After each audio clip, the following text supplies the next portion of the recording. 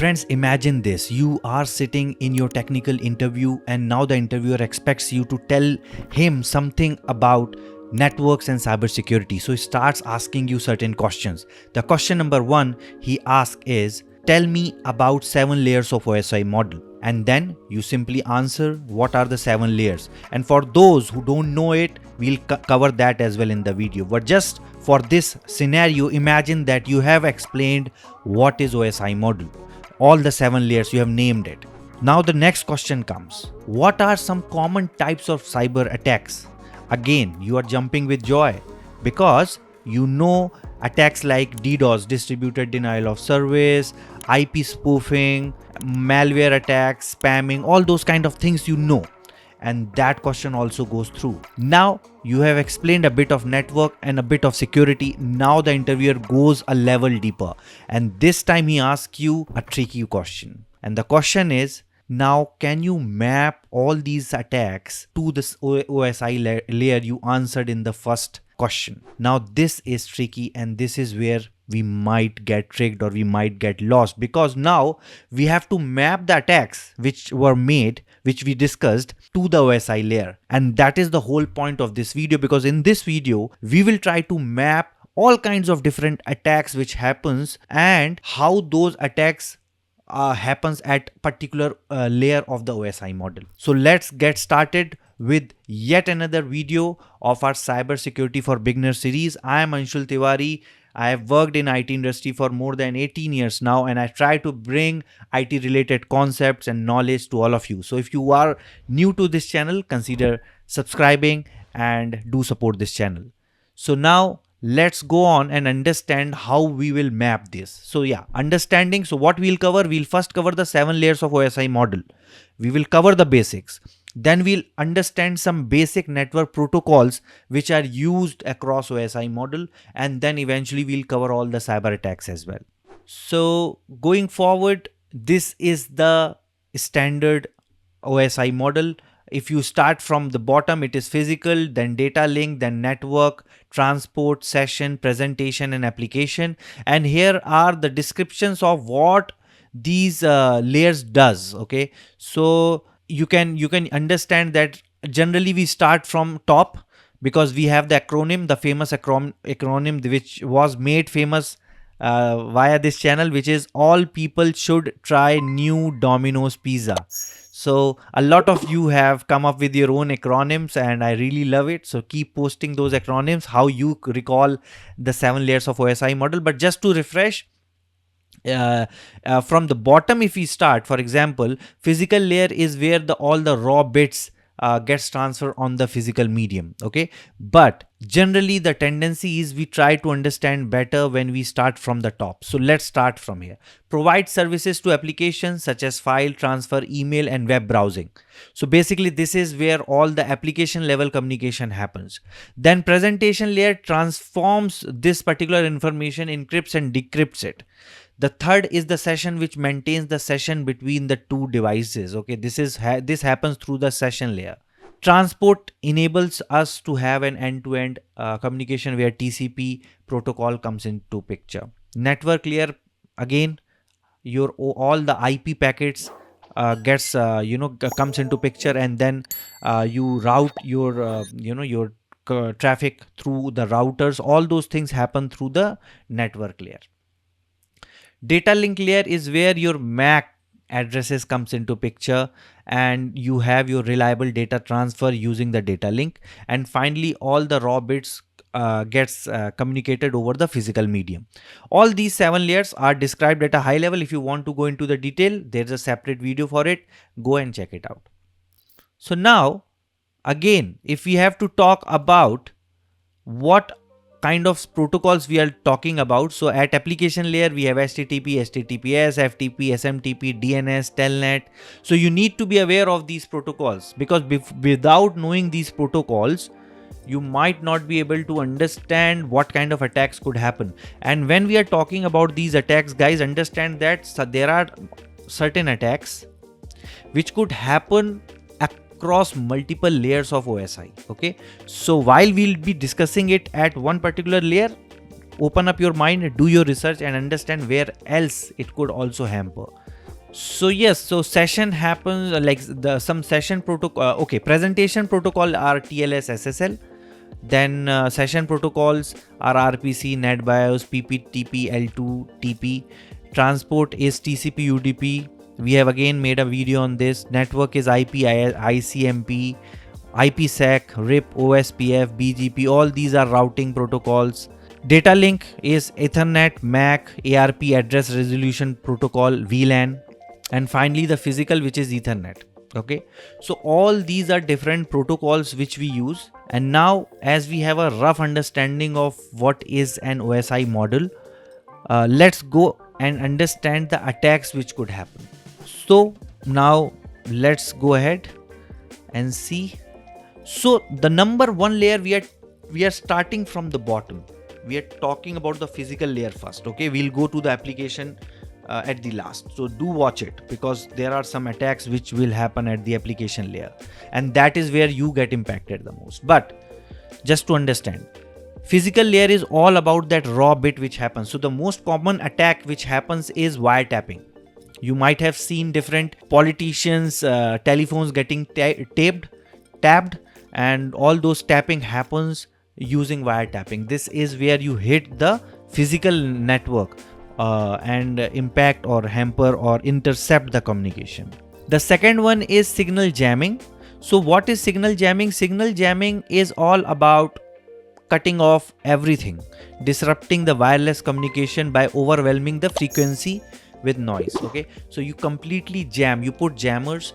You might have seen that when there is certain situation where even police or army deploys these kind of jammers to jam all the wireless communication. So all this happens at a physical layer. So you can say that these are two cyber attacks at this particular layer. Coming to the next one. So the next one is our data link layer. And again, at data link layer, we have understood that what kind of attacks could happen. There are two protocols. Obviously, your understanding should be that there should be something happening with these two protocols. Okay, so the number one is MAC spoofing. So in MAC spoofing, attacker disguises their device by altering its MAC address to match that of another trusted device on the network. So basically, the attacker will spoof the MAC address of an existing device and showcase as if it is a legitimate part of that particular network. So as you can see in this diagram, Alice has a certain MAC address. Okay, and then this is Bob. Okay, and Bob has this particular MAC address which is written here.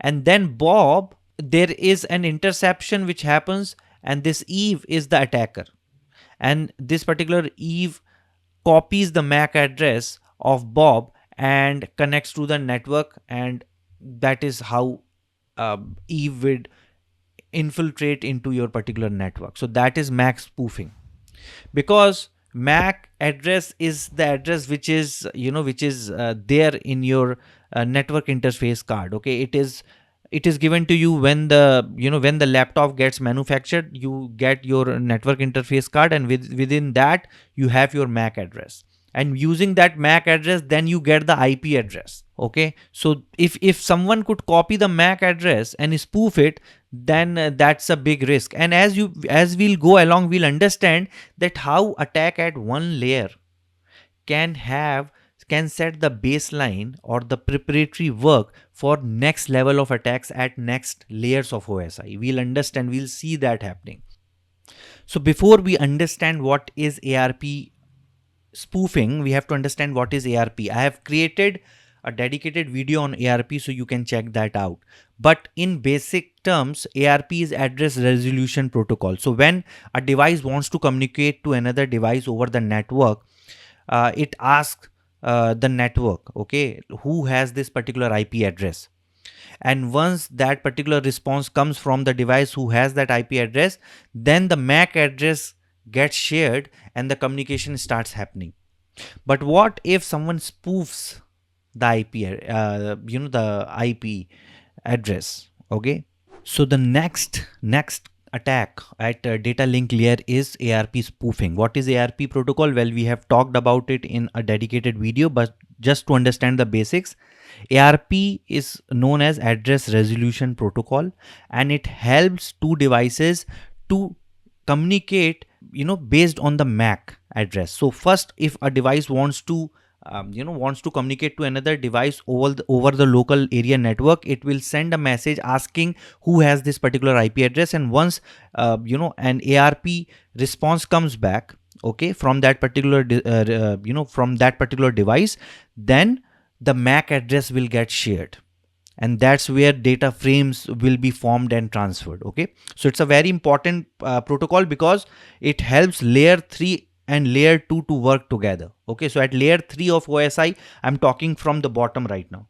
Layer 3 is IP layer, where the you have your IP packets getting coming into picture, and then at layer 2 you have your MAC address and your frames coming into picture. So ARP spoofing is when someone in the middle, and then this ARP spoofing is important because this can form the foundation of several other kinds of attack.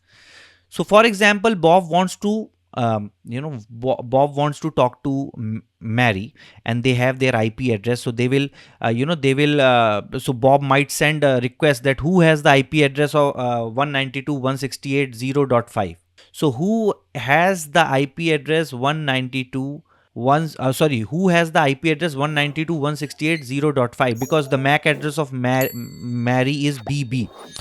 So there could be an attacker in the middle with a completely different IP address who could copy the MAC address, okay, of either Mary or Bob while responding to both. So to Bob, this particular threat actor will respond with the IP address. It will map the IP address and the MAC address and respond to Bob, and Bob will think that this is coming from Mary, and same it will do to Mary, and Mary will think that the response is coming from Bob, and they will these two devices will update their ARP cache, and then it is a perfect recipe for what we call as man in the middle attack, MITM, because now this attacker has got into the network and have both of these devices assume that they're talking to each other, but they're not talking to each other. There's a threat actor sitting in the middle. So that is what is ARP spoofing. Someone will spoof ARP responses, and it will the devices would assume that it is coming from a legitimate device. So this is known as ARP spoofing. So now coming to the third layer, which is the network layer. So physical data link, now the third layer, which is having two types of attacks. So let's understand IP spoofing. So IP spoofing is similar to ARP spoofing. As the name suggests, someone will spoof or forge the IP packets. Okay, and those so for example, in this particular scenario, this is the attacker. Okay, and this attacker will has the IP address 192.168.1.2, and this particular victim has 192.168.1.3. okay, and this attacker attacks this particular system and says that its source IP, in the IP address, it forges its IP address to the IP address of the victim. Okay, and that's when this particular server starts assuming that instead of sending responses to this or talking to this particular actual legitimate device, it will start talking to this particular attacker, and this is called as IP spoofing. IP spoofing means you forge the IP address. Attacker sends packet with a forged IP address, making it appear as though the data is coming from a trusted source. The second one is DDoS attack. It also happens, and it can happen at multiple layers, but let's understand it at layer 3. DDoS is distributed denial of service, which is when an attacker overwhelms the network or a target server with a flood of traffic from multiple sources, and generally they will deploy botnets who would continuously bombard a server with a lot of requests. Eventually the server will go down or crash, and that is called as distributed denial of service, and it happens at layer 3. Mostly it happens at layer 3. There are more attacks which happens at layer 3. There is routing table poisoning. which happens. And in routing table, basically attacker manipulates the routing table to redirect the traffic to malicious systems and to disrupt the network communication, as you can see in this diagram. Okay, so if the routing table stores all the information that one particular packet has to go via this, eventually to a destination. If that can be modified, again, that could be a severe attack on the network. That is called as route table poisoning. It also happens at network layer 3. Another attack is Smurf attack. What is Smurf attack? It is also a kind of a DDoS attack where attacker exploits the internet control message protocol, ICMP, specifically ICMP echo request. Okay, so whenever we are pinging a system, we are basically using ICMP protocol. So we just ping and we get the response. So what it will do, it will send ICMP packets with spoofed IP. Okay, and ICMP responses redirected to victim.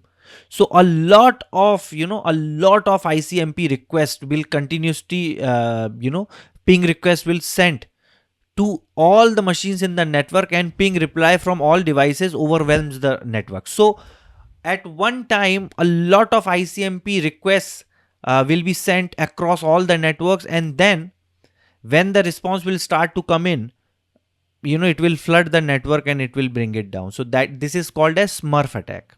Layer 4 is the transport layer, and this layer, we have where we have the handshakes. Okay, so now we have come to the layer 4 where we have the TCP protocol, UDP protocol. So if you remember from our TCP UDP video, which we have covered under the networking basics, TCP protocol has a three-way handshake. So you send a SYN packet. Okay, then there is a SYN and acknowledgement comes from the server, and then you acknowledge, and then the trust is established, the session is established, and then the data gets transferred. So this is a normal TCP three-way handshake. But SYN flooding is when the attacker sends a large number of SYN requests to the server but never completes the three-way handshake. It is like this. Okay, so the attacker will send the SYN packets to the victim, spoofed ones, and it will continue to send, but it will never acknowledge. Sometimes in our school days, we used to where is the camera? We used to come to a friend and show our hand. Okay, just to say hello. And the moment he will bring his hand, we'll do like this. So this is what is handshake spoofing. No, you are not recognizing, you're not acknowledging when the other person is sending you the acknowledgement. You have to pick it up, right? But it won't. So it will start, having a lot of numerous half-open connections, which will consume the resources and eventually preventing the legitimate connections being established. So this is called as SYN flooding. Now coming to the transport layer, again, here we have talked about TCP protocol. Now what is, who's the brother of TCP? That is UDP. So again, UDP flooding. UDP flooding is also similar. Attacker sends a large number of UDP packets to random ports on the target, overwhelming it and causing it a denial of service.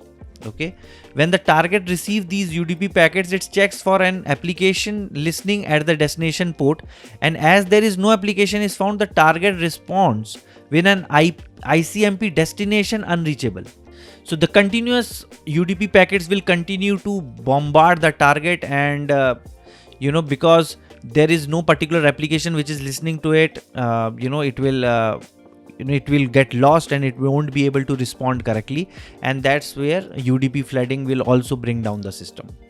And all this happens through various bots which will bombard it. So for that, the attacker has to first penetrate into the system. So as I said, all these attacks are connected to each other. Okay, you will have one attack, then you will set it up for the another one and the another one. Okay, layer 5 is the session layer, and the session layer is all about taking control of the session. So that's why the name of the attack is session hijacking. Takes control of the active session between the two entities without their knowledge. Again, a kind of a man in the middle attack. But here, the session key or the ID will get intercepted by the hacker, and it will hijack the session. And once the session is hijacked, the attacker can impersonate one of the session's participants, gaining unauthorized access to the sensitive data. So this is also a very risky proposition. It could get hold of your password, it could get hold of your whole session, and you won't be able to do anything. So this is called as session hijacking. Another attack on the session layer which happens is replay attacks. So in the replay attacks, what happens is attacker captures a valid data transmission such as login request and retransmit it later to trick the system into granting unauthorized access or causing confusion. Okay. The attacker does not need to decipher the data but simply reuses it again. So replay means it is not able to understand what you have sent, but it will simply replay it. So for example, you logged into your mobile banking or your internet banking, and you entered your username, password, and you made a withdrawal of $100. And if that particular hashing encryption can be sniffed by this attacker, it can again replay the login, do the replay attack, and withdraw again withdraw $100.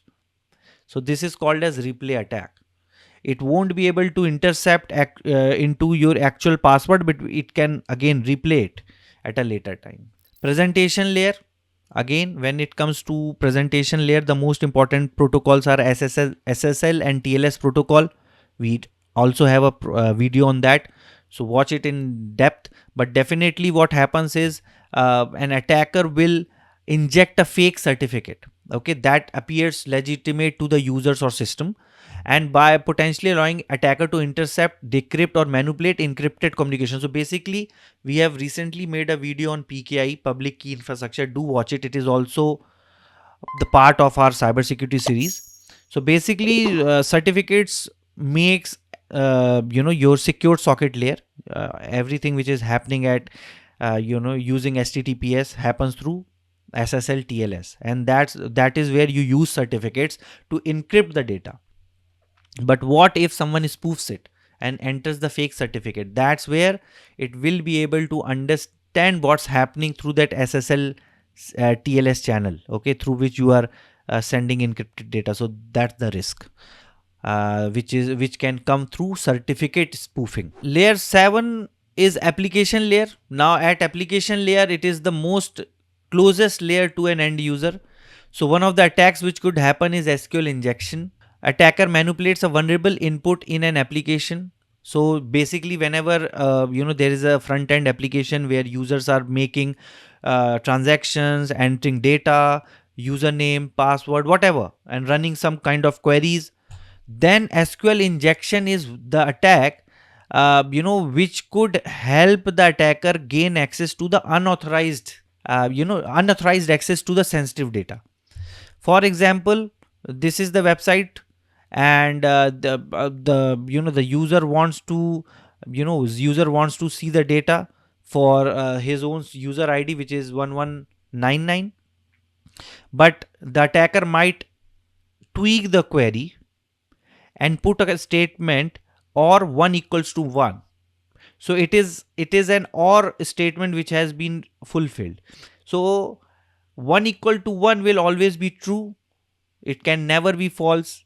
So when this particular query will be run, the database will understand, okay, so select from user where user ID is 1199 or 1 equals to 1. So it will always return all the data for all the users because this query will always be true. Okay, so this is SQL injection at layer 7. Another attack is cross-site scripting, which is XSS.